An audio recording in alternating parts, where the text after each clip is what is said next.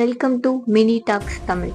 இன்னைக்கு நம்ம பசும்பொன் முத்துராமலிங்க தேவர் அவர்களின் வாழ்க்கை வரலாற்றை பார்க்க போகிறோம். அதுக்கு முன்னாடி நம்ம சேனலை சப்ஸ்கிரைப் பண்ணாதவங்க சப்ஸ்கிரைப் பண்ணிக்கோங்க. வாங்க வீடியோக்குள்ளே போகலாம். முத்துராமலிங்க தேவர் தமிழ்நாட்டின் ராமநாதபுரம் மாவட்டத்தில் உள்ள பசும்பொன் என்கின்ற சிற்றூரில் ஜமீன் குடும்பத்தில் பிறந்தவர். இவர் அக்டோபர் 30, 1908 உக்கிரபாண்டி தேவருக்கு இந்திரா ராணி அம்மையாருக்கும் பிறந்த ஒரே மகனாவார். இவர் ஆரம்ப பள்ளியை கமுதியில் உள்ள அமெரிக்கன் மிஷனரிஸால் நடத்தப்பட்டு வந்த பள்ளியில் முடித்தார். பின்னர் தேவர் திருப்பரங்குன்றம் அருகில் உள்ள பசுமலை மேல்நிலைப் பள்ளியில் சேர்ந்து தனது உயர்நிலை பள்ளி படிப்பை படித்தார். பின்னர் மதுரையில் உள்ள யூனியன் கிறிஸ்டியன் மேல்நிலைப் பள்ளியில் சேர்ந்து பள்ளி படிப்பை முடித்தார். 1924 ஏற்பட்ட உடல்நலக் குறைவின் காரணத்தினால் தேவர் அவர்கள் பள்ளி படிப்பை முழுமையாக படிக்க முடியவில்லை. தேவரின் தந்தையார் உக்கிரபாண்டி தேவர் 1939 ஜூன் 6 மரணத்தை அடைந்தார். தேவர் அவர்கள் தமது பொது வாழ்வில் முஸ்லிம்கள் மீது பற்றும் பாசமும் மிகுந்த மரியாதையும் தந்து பழகினார். இந்தியா பாகிஸ்தான் பிரிவினையின் போது தமிழக முஸ்லிம்கள் தன் தாய் தமிழகத்தை விட்டு போகக்கூடாது என அன்பு கட்டளையிட்டார். தேவர் இஸ்லாமியர்களை எதிர்த்தவர்களை தீவிரமாக எதிர்த்தார். 1933 சாயல்குடி என்ற கிராமத்தில் சேதுராம செட்டியார் என்பவர் சுவாமி விவேகானந்தர் என்ற பெயரில் ஒரு வாசக சாலையை திறந்தார். அந்த விழாவில் விவேகானந்தர் படத்தை திறந்து பேச அழைக்கப்பட்டு இருந்த மதுரை கிருஷ்ணசுவாமி பாரதி வரவில்லை. அப்போது தேவர் சாயல்குடி அருகே உள்ள இலந்தைக்குளம் என்ற கிராமத்திற்கு ஒரு பஞ்சாயத்திற்காக வந்திருந்தார். இதையறிந்த சேதுராம செட்டியார் அங்கு சென்று தேவரை அழைத்து விழாவில் கலந்து கொண்டு பேசுமாறு அழைத்தார். அதுவரை எந்த ஒரு மேடையிலும் பேசிராத தேவர் விவேகானந்தரின் தத்துவங்களை பற்றி 3 மணி நேரம் தொடர்ச்சியாக பேசினார். அவரது சொற்பொழிவு அனைவரையும் கட்டி போட்டது. பின்னாளில் முதல்வரான காமராஜரும் இந்த நிகழ்ச்சியில் கலந்து கொண்டு தேவரின் பேச்சை கேட்டார். தேவரை போல பேசக்கூடியவர்களின் சேவை காங்கிரஸ் கட்சிக்கு தேவை என்று காமராஜர் கருதினார். தென்னக அரசியலில் தேவர் கையில் எடுத்த குற்றம் பரம்பரை சட்டத்திற்கு எதிரான போராட்டம் இவர் மீது தனித்தன்மையான அரசியல் நோக்கினை உண்டாக்கியது. 1920 அப்போதைய மதராஸ் மாகாணத்தில் மதுரை, ராமநாதபுரம், திருநெல்வேலி ஆகிய பகுதிகளில் அமலில் இருந்த குற்றம் பரம்பரை சட்டம் என்கின்ற சட்டத்திற்கு எதிராக தேவர் அவர்கள் முதலாக போராடினார். இந்த போராட்டத்தில் தேவருடன் இருந்த பி. வரதராஜலு நாயுடு, பெருமாள் தேவர், சசிவர்ண தேவர் மற்றும் நவகிருஷ்ண தேவர் ஆகியோர் இணைந்த சமாதான பேச்சுவார்த்தை குழு ஒன்று நியமிக்கப்பட்டது. ஆகிலும் இந்த பேச்சுவார்த்தையில் ஏற்பட்ட தோல்வியால் இந்த சட்டம் பிரித்தானிய அரசினால் நீக்கப்படவில்லை.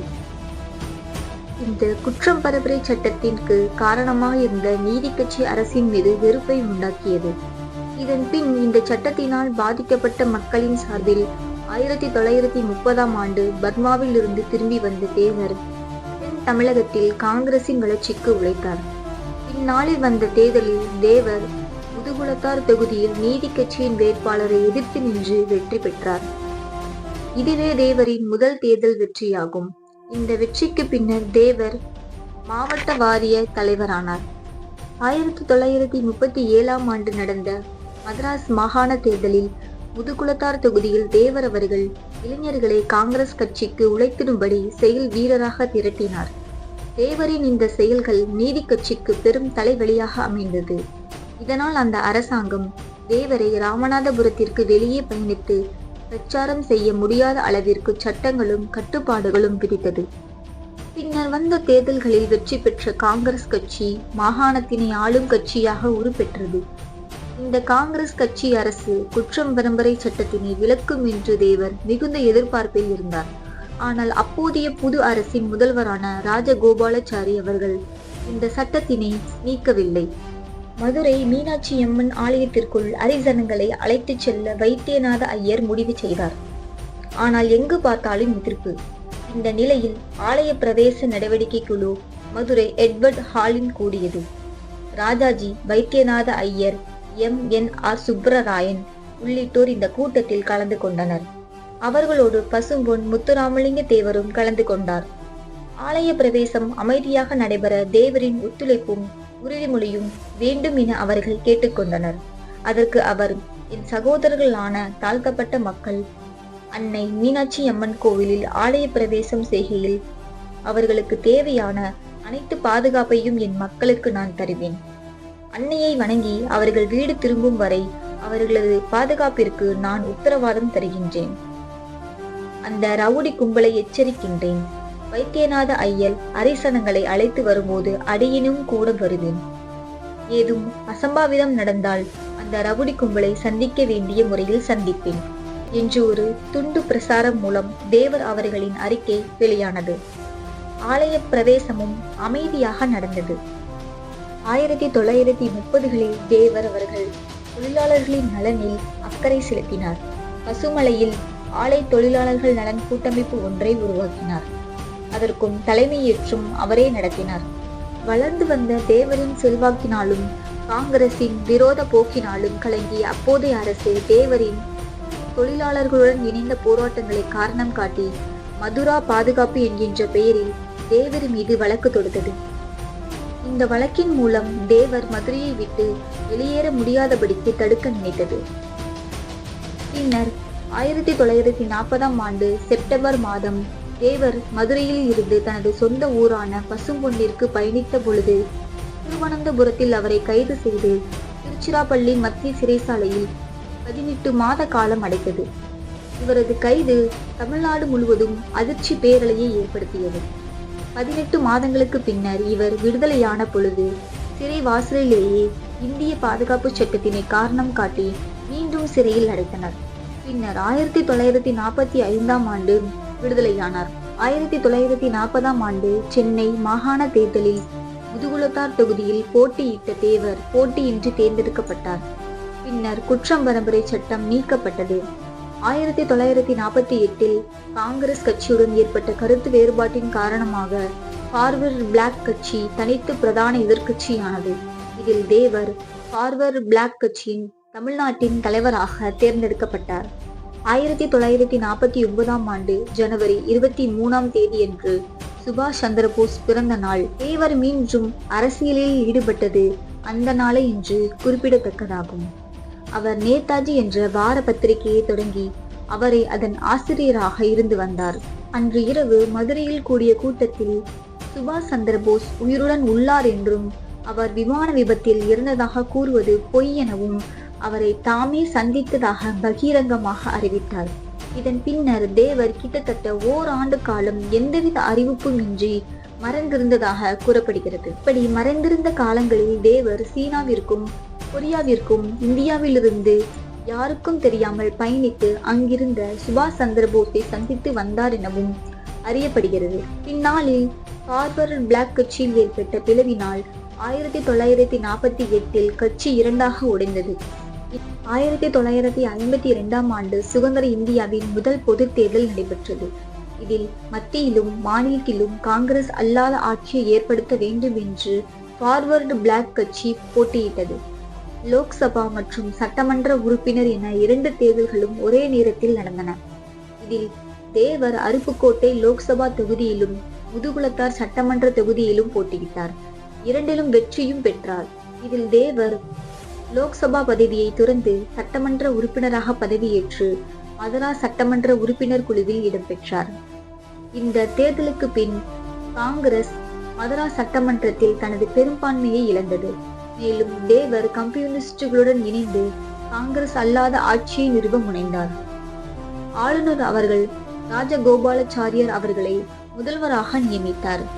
1955ஆம் ஆண்டு தேவர் அவர்கள் பர்மாவால் தமிழ் மக்களின் அழைப்பை ஏற்று பர்மாவிற்கு சென்றார். அங்கு பர்மாவால் தமிழர்களின் ஏற்பாடு செய்திருந்த பல்வேறு அரசியல் மற்றும் ஆன்மீக நிகழ்ச்சிகளில் பங்கேற்றார். அங்கு அவருக்கு சிறப்பான வரவேற்பு அளிக்கப்பட்டது. பின்பு 1956ஆம் ஆண்டு பிப்ரவரி மாதம் பொது தேர்தலை சந்திப்பதற்காக தாயகம் திரும்பினார்.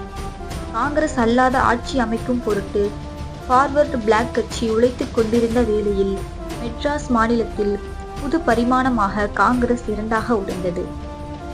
ராஜகோபாலாச்சாரி அவர்களின் தலைமையில் காங்கிரஸ் ரீஃபார்ம் என்கின்ற பிரிவில் காங்கிரஸ் உடைந்தது. தேவர் இந்த முறை தனது முன்னாள் அரசியல் எதிரியான ராஜகோபாலாச்சாரி அவர்களுடன் அமைதியை பேணினார். இதன் காரணமாக ஃபார்வர்ட் பிளாக் கட்சியும் காங்கிரஸ் ரிஃபார்ம் கமிட்டியும் காமராஜர் தலைமையிலான காங்கிரஸ் கட்சியை தோற்கடிக்க தேர்தலில் இணைந்து பணியாற்றினர். இந்த நேரத்திலும் தேவர் அருப்புக்கோட்டை தொகுதியில் லோக்சபா உறுப்பினருக்கும் முதுகுளத்தார் தொகுதியில் சட்டமன்ற உறுப்பினருக்கும் போட்டியிட்டார். இந்த முறையும் இரண்டிலும் வெற்றி பெற்றார். இந்த முறை சட்டமன்ற உறுப்பினர் பதவியை தேவர் அவர்கள் துறந்தார். தேவர் அவர்கள் 1959ஆம் ஆண்டு நடைபெற்ற மதுரை நகராட்சி தேர்தலில் ஆர்வம் காட்டினார். இதில் கம்யூனிஸ்டுகளும் இந்திய தேசிய குடியரசு காங்கிரசும் ஃபார்வர்டு பிளாக் கட்சியும் போட்டியிட்டது. இந்த தேர்தலில் பொழுதுதான் திராவிட முன்னேற்ற கழகமும் தோன்றியது. இதில் தேவரின் கூட்டு கட்சிகள் வெற்றி பெற்று வாகை சூடினர்.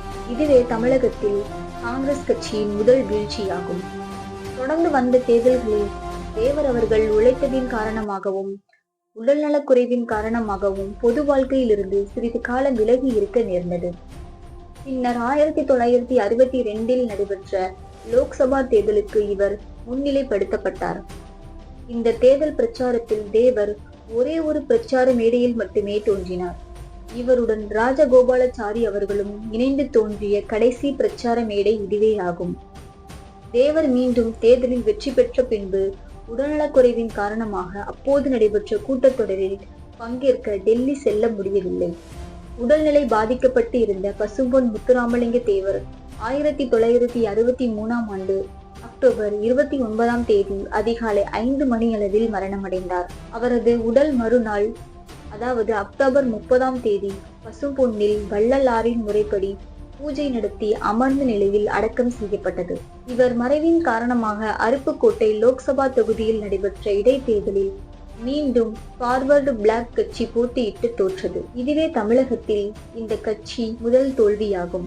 1957இல் தியாகி இமானுவேல் சேகரன் கொலையில் தேவரை வேண்டுமென்றே குற்றவாளியாக சேர்த்ததால் இவருடைய மறைவிற்கு பின்பு காங்கிரஸ் கட்சி தமிழகத்தை விட்டே அழிந்தது எனவும் கூறுவர். ஆன்மீகம், தேசியம், பொது உடைமை, ஏகாதிபத்திய எதிர்ப்பு, சாதி எதிர்ப்பு, காங்கிரஸ் அல்லாத ஆட்சி போன்றவை தேவர் அவர்களின் முக்கியமான கொள்கைகளாக இருந்தது. தேவர் அவர்களின் சில பொன்மொழிகள்: தேசியம் எனது உடல், தெய்வீகம் எனது உயிர், உண்மையான தலைவன் மாலையையும் தூக்குமேடை கயிற்றையும் சமமாக மதித்து ஏற்றுக்கொள்வான், யாவரும் வாழ்க என்று சொல்லுங்கள், ஒளிய என்று ஏன் சொல்ல வேண்டும், நல்லவைகள் வாழ்ந்தால் நீங்கள் நினைக்கின்ற கெட்டவைகள் ஒளியத்தான வேண்டும். ஆன்மீகத்தில் தேவர் கொண்டிருந்த ஞானமும் ஆன்மீக சொற்பொழிவுகளும் இவருக்கு தெய்வ திருமகன் என்ற பெயரை பெற்று தந்தன. இவர் தமிழ் இலக்கியங்களை கற்று தேர்ந்தவராக இருந்தார். இவரது சொற்பொழிவுகளில் தமிழ் பாடல்களின் மேற்கோள்கள் இடம்பெற்று வந்தன. தேவரின் நினைவாகவும் அவரை போற்றும் வகையிலும் தமிழக அரசாலும் தேவரின் பக்தர்களாலும் தேவர் குரு பூஜை சிறப்பாக கொண்டாடப்பட்டு வருகிறது.